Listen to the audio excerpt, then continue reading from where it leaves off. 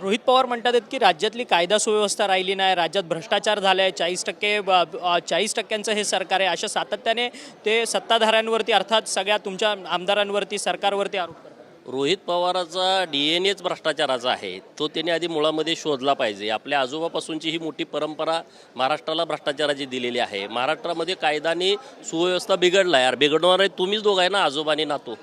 अंतरवली सराटीमध्ये कुणी ह्या सगळ्या गोष्टीला पाठिंबा दिला, कुणी हे सगळ्या भानगडी करायला लावल्या, दगडफेकीपासून घरं जाळण्यापर्यंत हे तुम्हीच आहे ना ह्या सगळ्या गोष्टीला कारणीभूत.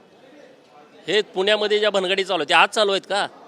तुमच्याकडे अनेक वर्षापासून पुणे जिल्ह्याची सत्ता आहे, तर त्यामुळं ह्यांचंच हे काम आहे. आता आज अधिवेशन आहे, काहीतरी बोललं पाहिजे सरकारच्या विरोधात. उद्धव ठाकरे आणि शरद पवार ज्या पद्धतीने अंतरवली सराटीला उपोषणाला भेट दिली, त्या पद्धतीने त्यांनी वडी बुद्रुकला हाक्यांच्या उपोषणाला भेट दिली. बघा, शरद पवारांची भूमिका लोकांना कळाली आहे. शरद पवारांच्या विरोधात जेव्हा ओबीसीतून वातावरण उठलं तेव्हा मग 10व्या दिवशी उपोषणाच्या जयंत पाटलांनी प्रेस घेतली. काय प्रेस घेतली? आमचा ओबीसी आंदोलनाला पाठिंबा आहे. अरे मग तिथं जायला काय तुम्हाला झालं? तुम्ही का नाही भेट दिली पवारांनी तिथं? रोहित पवार का नाही गेला? 4 वेळा तू तिथं जात होता अगोदर आंदोलन पेटवायला, आता काय इथं गेला नाही?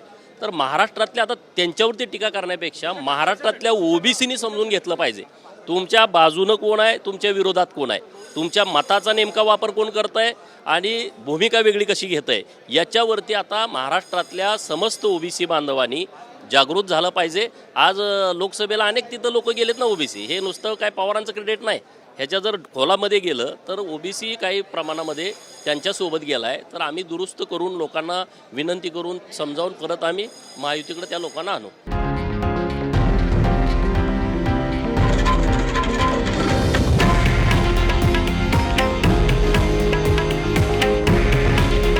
हे आहे देशातील नंबर 1 न्यूज नेटवर्क आणि आपण पाहत आहात TV9 मराठी. काळजी तुमची, हित महाराष्ट्राचं.